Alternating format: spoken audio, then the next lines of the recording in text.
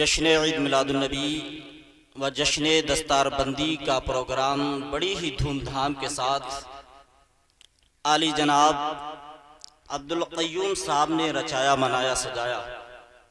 मैं दुआ करता हूँ कि अल्लाह ताला हम सब की हाजिरी को कबूल फरमाए। मेरे बाद खुसूसी खिताब आप हज़रात को समाअत करना है। थोड़ी देर के लिए मैं भी आप हज़रात के सामने हाजिर आया। सुनेंगे आप हज़रात? तैयार हैं?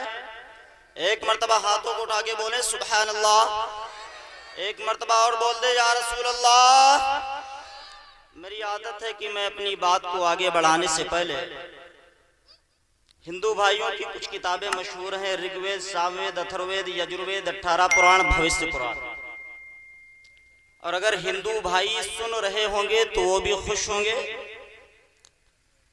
मैं एक दो मंत्र उनकी किताब से आपकी खिदमत में, आपकी सेवा में, आपकी अदालत में रखता हूं, फिर फैसला आपसे लेता हूं। सुनेंगे? हाथों को उठा के बताएं कितने लोग नहीं तैयार हैं?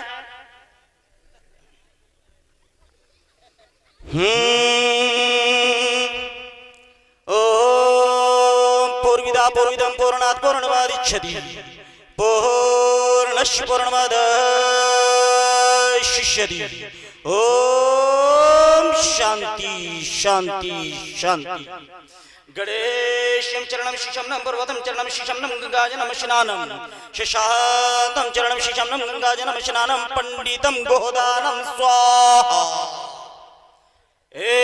गुदेव सर्वभूत सगुण सर्वभूतांतरात्मा कर्माते अच्छा साची चेता केवलो निर्पुरट कर की अवतार न्यारबंतम प्रतिमत मोरिचारणम बलवंसानम नम नय्यम बस्पम नम तपस्यम महावीरम गुरु प्राणम प्रादीपम सोमति विष्णु स्वरूपम सुकुमारूहा देव दत्तम जगतपति असना साधु अष्ट अष्ट आश्चर्य जगड़ुवती गिरी गिली गंधा अतियोति प्रकाशम नतमस्तकम विष्णु प्रभु गुणगानम नापूरी दाली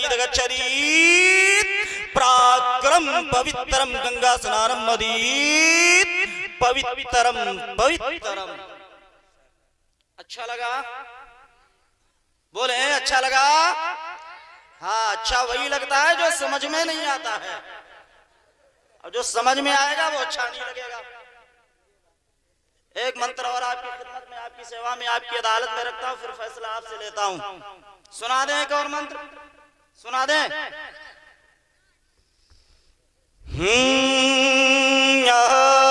भूतलम स्वागतम मंगलम स्वागतम स्वागतम नबी मंगलम दुखरम सुखरम जीवनम मंगलम मंगलम दाता प्रदातामि मंगलम कोटि कोटि प्रणाम नमस्ते सकल प्रजाजनम दीन बंधु दयानि ते अभिनंदनम अभिनंदनम जनंति रवि अव्वलम शुभ मंगलम आमिना बहु मंगलम हलीमा सुदे मंगलम।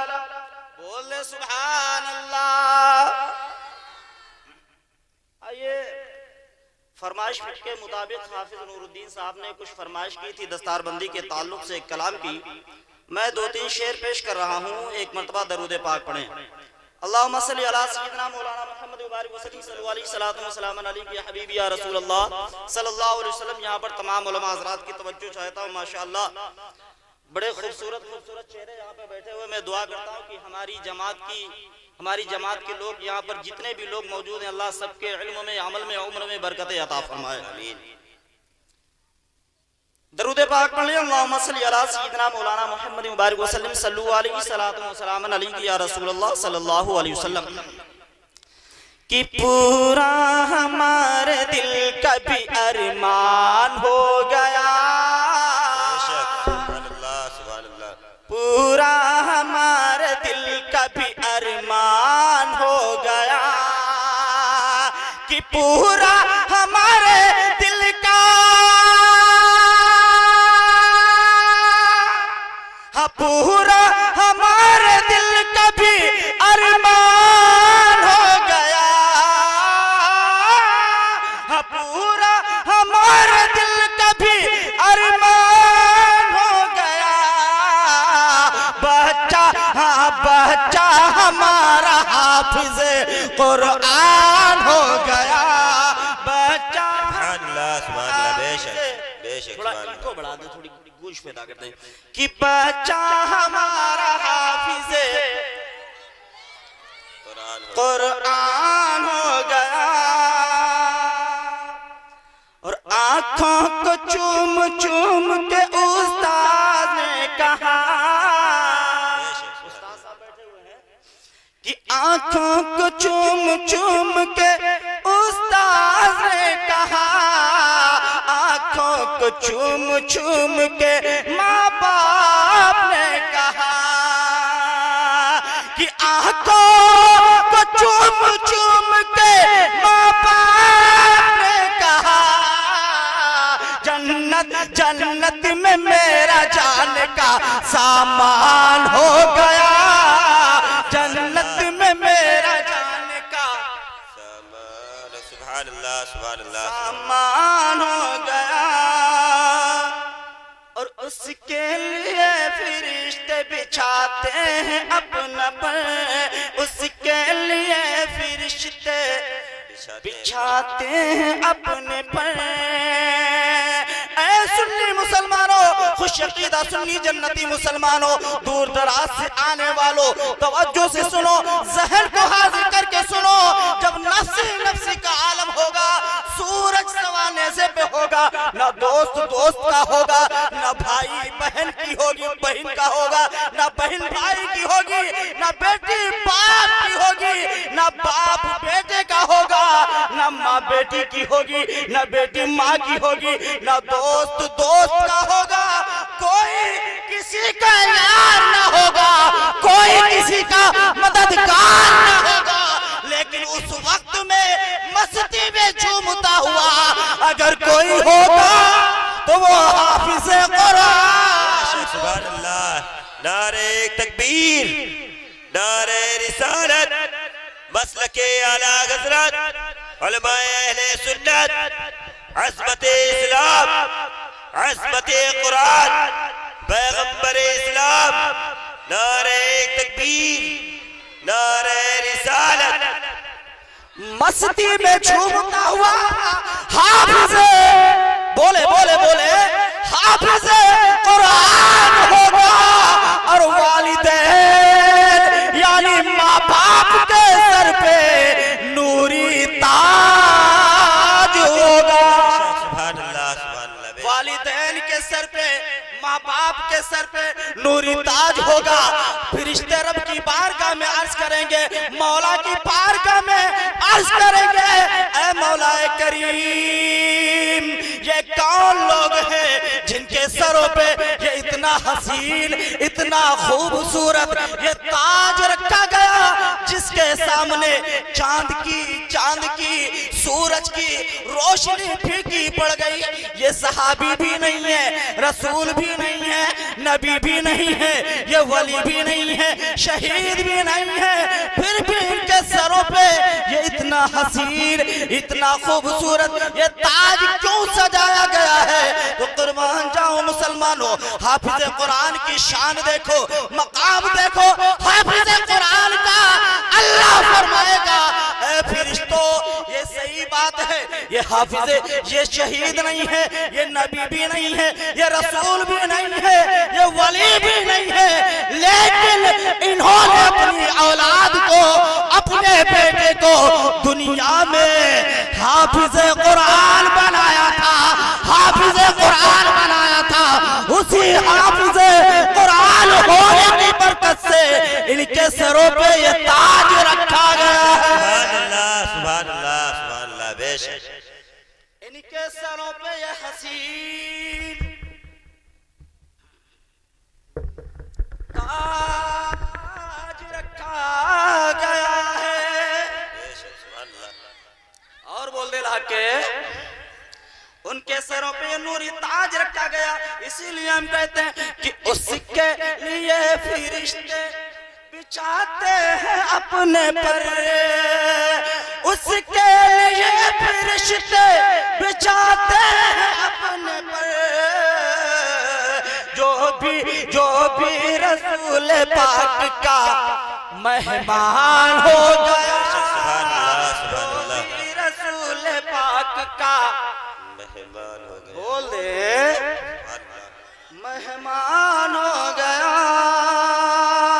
बोले सुभान अल्लाह। हम सुभान अल्लाह बोले कह रहे हैं तो ऐसा टुकुर टुकुर हमारी तरफ देख रहे हैं जैसे मालूम हो रहा है कि हम हिंदुस्तान से नहीं बल्कि नेपाल से आए हुए हैं। अरे नेपाली हैं हम, अरे फख्र है हमें कि हम हिंदुस्तान में हैं, नाज़ है हमें कि हम हिंदुस्तान में रहने वाले हैं, है कि नहीं है? वो भी किसी और हिंदुस्तान में नहीं बल्कि ख्वाजा गरीब नवाज के मुल्क हिंदुस्तान में, ख्वाजा हिंदुस्तान के मुल्क हिंदुस्तान में रहने वाले हैं। बातें तो ईद के मतवालों, शमाए रिसालत के परवानों, गौसो ख्वाजा के दीवानों, औलिया किराम के जानिसारों, आका दाता माबा मलजा, शमशुद्दोहा बदरुद्दुजा नूरुल हुदा, खैरुल वरा खैरुल बशर आका जनाबे मुहम्मदुर रसूलुल्लाह सल्लल्लाहु अलैहि वसल्लम की बारगाह में अपनी अपनी गुलामी का सबूत देते हुए पढ़िए बाबा से बुलंद दरूद पाक। अल्लाहुम्मा सल्ली अला सय्यिदना व मौलाना मुहम्मद व बारिक वसल्लिम सल्लु अलैहि सलातु व सलामन अलैका या हबीबी या रसूल अल्लाह। मैंने अभी अभी खुतबे मसनूना के बाद जिस आयत करीमा की तिलावत करने का शरफ हासिल किया, अल्लाह ताला इरशाद फरमाता है इन्नद्दीन इंदल्लाहिल इस्लाम, अल्लाह के नजदीक जो सबसे पसंदीदा दीन है, सबसे अच्छा दीन है, सबसे अफजल दीन है, सबसे बरतर दीन है, सबसे बाला दीन है, वो कोई और नहीं मजहबे इस्लाम है। बोल दे सुभान अल्लाह। वो मजहबे इस्लाम है। हजराते गिरामी वकार, आज तरक्की का दौर है, तरक्की का जमाना है। आज ऐसे ही कोई घर बचा होगा, वरना लगभग हर घर में एक नहीं बल्कि कई एंड्रॉइड मोबाइल बड़े वाले पाए जाते हैं, जिसकी कीमत 10,000 रुपए, 20,000 रुपए, 50,000 रुपए, 1,00,000 रुपए की है। वो मोबाइल आज हमारे घरों में पाए जाते हैं। यहाँ पर बुजुर्ग हजरात भी मौजूद हैं, बड़े लोग, मुझसे ज्यादा उम्र के लोग मौजूद हैं।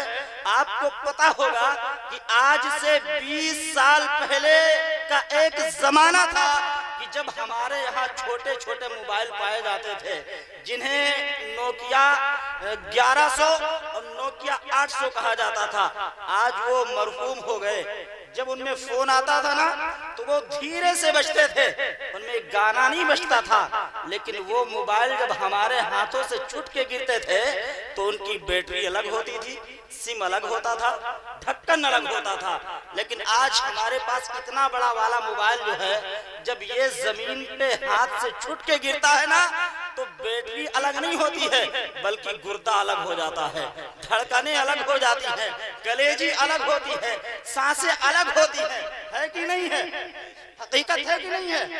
लेकिन अफसोस मेरी कौम के नौजवानों के हाथों में आज मोबाइल तो 20,000 1,00,000 रुपए का आ गया, लेकिन इस मोबाइल को चलाना कैसे? मेरी कौम के नौजवानों ने इस मोबाइल के बारे में एक बार भी ना सोचा कि इसे किस तरह चलाया जाए। जिस तरह चलाना चाहिए उस तरह ना चलाया, बल्कि हाथ में मोबाइल को लिया और मोबाइल को लेने के बाद जो उसमें मुब्तला हुए हैं, कहीं गेम खेल रहे हैं, कहीं कुछ खेल रहे हैं, फालतू टाइम बर्बाद कर रहे हैं और उस मोबाइल से अपने आने वाले कल को बर्बाद कर रहे हैं, आने वाले कल को अपने भविष्य को बर्बाद कर रहे हैं।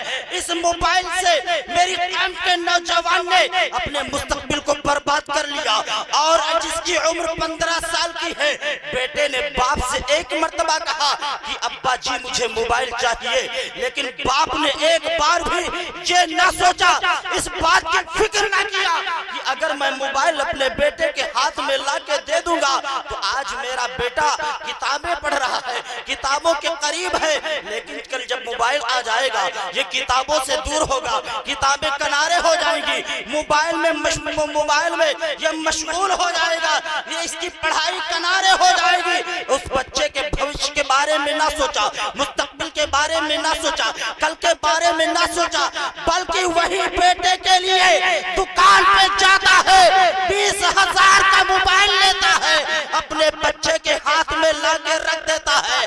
वही बेटा जो इससे पहले रात में खाना खाता था तो किताबें लेके बैठता था बाद में, लेकिन आज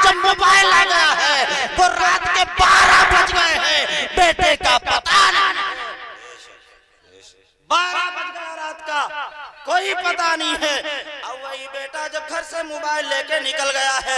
रात की तारीकी है और वही बेटा एक दीवार से चिपक गया, मोबाइल कान में लगाए हुए है। अब क्या कह रहा है, अब वही मोबाइल को कान में लगा लिया, दीवार से चिपक गया और उसने बोला मेरे बाबू ने थाना थाया। गलत बोल रहा हूं मैं? अब वो दीवार से चिपका बड़ा, मेरे बाबू ने थाना थाया। उधर से आवाज आ रही, मैंने तो था लिया, तूने थाया। कर ले आज बाबू, कर ले आज बाबू। जब मर के कल कब्र में जाएगा ना, जब तेरी फरिश्ते ठुकाई करेंगे ना, ठुकाई तेरा बाबू डाबू सब निकल जाएगा। हाँ, सब निकलेगा बाबू डाबू।